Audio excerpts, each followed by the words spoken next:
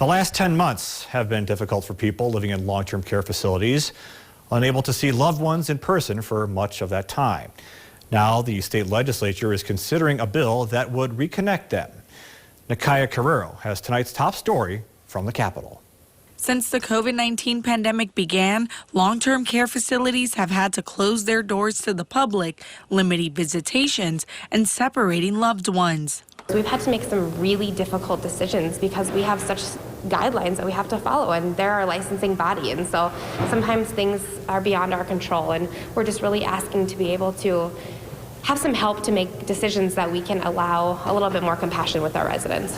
That's why the Senate Human Services Committee is considering Senate Bill 2145, a bill which will allow a designated caregiver to be chosen and allowed to visit when a state of emergency or disaster is declared. They were not being allowed to see their loved one. They were really struggling with how do we make sure that we allow for visitation yet balance that with the safety of the residents in long-term care.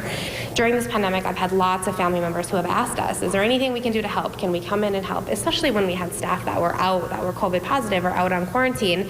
The purpose of this bill is to provide in-person, physical, spiritual, or emotional support to residents while following safety protocols like testing or wearing protective gear. The mental health, the behavioral health, the stress and trauma that residents have been through in the last 10 months, we need to really address that. So I might have to get tested. I might have to wear PPE, whatever those protocols are to make sure that we're keeping that safety piece in place. But I can still come in and give that emotional, that spiritual, and that physical care to my loved one.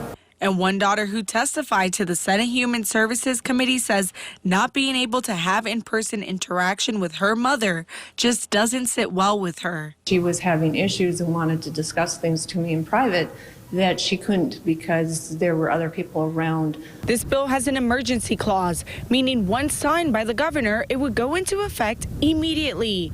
Reporting for KX News in Bismarck, I'm Nakaya Carrero. The bill is still being considered by the Senate Human Services Committee. From there, it will go to the Senate floor for a vote. Republican